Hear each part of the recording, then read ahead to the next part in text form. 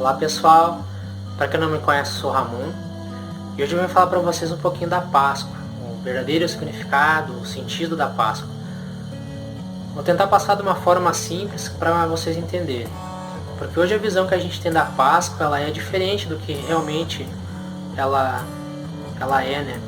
Porque quando falamos em Páscoa a gente associa ela com coelho, com ovo de chocolate ou com chocolate. Mas na realidade a Páscoa é uma palavra oriunda das Escrituras, da Bíblia, né? Onde ela descreve no Antigo Testamento, ela narra a história da libertação do povo hebreu, né? Do cativeiro egípcio, onde o povo hebreu estava vivendo um período de 400 anos, onde estava sendo escravizado. E nesse período Deus estava operando um julgamento lá no Egito, onde estava a 10ª praga acontecendo, né? Onde Deus mandaria o anjo destruidor para ferir todo o primogênito, tanto dos homens quanto dos animais. E Deus dá uma ordenança a Moisés para passar para o povo que sacrificasse um cordeiro. Então veja bem, até o cordeiro é um símbolo da Páscoa, mas o coelho não tem nada a ver, né? Não é descrito aqui na Bíblia. E o povo deveria se alimentar nas suas casas, se alimentarem com a carne desse cordeiro, e o sangue eles passariam nos umbrais das portas. Porque quando o anjo viesse de madrugada e ele visse nos umbrais das portas o sangue, ele passaria por cima, né? Até daí que vem a origem da palavra Páscoa, porque ela é uma palavra de origem hebraica, Pessar, que significa passar por cima. Então o anjo viria, ele iria ver o sangue nos umbrais das portas, ele passaria por cima.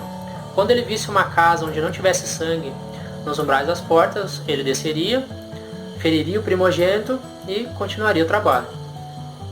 Então aí que a Páscoa ela dá o início à libertação do cativeiro egípcio, né, onde o povo hebreu está sendo liberto rumo à Terra Prometida.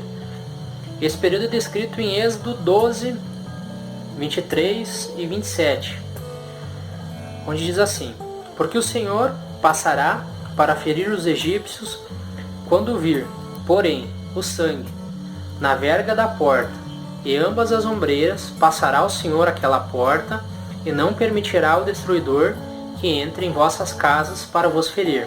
Agora no versículo 27. Respondereis: é o sacrifício da Páscoa ao Senhor, que passou por cima das casas dos filhos de Israel no Egito.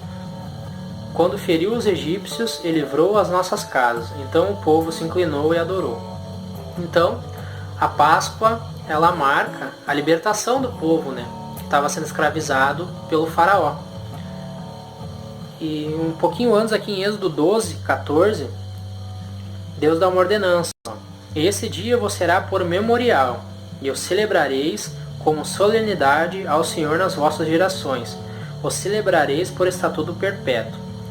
Então, a partir dali, né, todos os anos, quando os hebreus estivessem a caminho da sua terra prometida e quando chegassem lá, eles deveriam celebrar a Páscoa, né, que era uma celebração perpétua. E aí a gente segue lá para o Novo Testamento, em Lucas, capítulo 22, versículo 14. Porque aí a gente vai ver que aonde entra Jesus. Porque se você analisar quando o povo hebreu foi liberto, o cordeiro foi sacrificado e o sangue dele foi usado, né, para passar pelas portas. Então, a palavra também fala que Jesus é o cordeiro que tira o pecado do mundo. E Jesus foi o nosso cordeiro, porque Deus, com a sua insondável graça, enviou o seu Filho Jesus à terra, seu unigênito, onde ele viveu perfeitamente, onde não teve pecado algum, onde ele operou milagres, sinais, maravilhas, como vocês bem sabem a história da Bíblia. Só que ele foi crucificado, né, sacrificado, e o sangue dele nos remiu da culpa do pecado. Porque veja bem, quando Adão e Eva pecaram, o pecado entrou no homem, né? E a partir dali, o homem estava destituído da glória de Deus. A ira de Deus estava sobre o homem, porque a palavra também fala que o salário do pecado é a morte. Então toda a humanidade, o futuro dela, né, era a morte. O julgamento era a morte. Então Deus envia o seu Filho, porque só por ele poderíamos, né, ser livres, porque nós morreríamos e a gente não era digno do céu, né? Então Deus envia seu Filho, ele morre por nós lá na cruz. O sangue dele nos redime perante Deus, porque nós éramos injustos. Nós estávamos na condição de injustos perante Deus e através do sacrifício de Jesus nos tornamos justos diante de Deus. E Jesus, um pouquinho antes do seu sacrifício, ele também nos deixa um estatuto, onde está em Lucas 22, versículo 14 até o 19, onde diz assim, o título é a Última Páscoa. Chegada a hora, pôs-se Jesus à mesa, e com ele os apóstolos, e disse-lhes, tenho desejado ansiosamente comer convosco esta Páscoa, antes do meu sofrimento. Pois vos digo que nunca mais a comerei até que ela se cumpra no reino de Deus. E tomando um cálice, havendo dado graças, disse, recebei e repartir entre vós, pois vos digo que de agora em diante não mais beberei do fruto da videira, até que venha o reino de Deus. E tomando um pão, tendo dado graças, e partiu, e lhes deu, dizendo, isto é o meu corpo, oferecido por vós.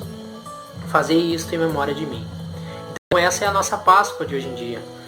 Nós cristãos, a gente celebra a Páscoa uma vez por mês, né? A gente celebra a Santa Ceia. Uma vez por mês a gente reparte o pão, a gente parte o pão, a gente bebe do suco da videira, que simboliza o corpo e o sangue de Cristo, e a gente faz isso em memória dele, porque ele deixou isso pra gente fazer, né? Isso é que é a verdadeira Páscoa, não tem nada a ver com coelho, com chocolate e tudo mais, né? Porque isso simboliza o que Jesus fez por nós, né? O ato dele, assim como a Páscoa serviu como libertação para o povo, lá, o povo hebreu, da mão de Faraó, liberta da escravidão, Jesus, através do sacrifício, nos libertou da escravidão do pecado, o que aprisionava nós. E hoje, a gente pode ser livre do pecado pela graça de Deus, através do seu Filho Jesus, pelo amor dele por nós. E isso que a gente deve celebrar a cada dia, a todo momento, é falando de Jesus e do seu sacrifício por nós. Porque isso que é um amor genuíno, isso que é a Páscoa. Espero ter ajudado, ter esclarecido algumas dúvidas, e que Deus abençoe a sua vida.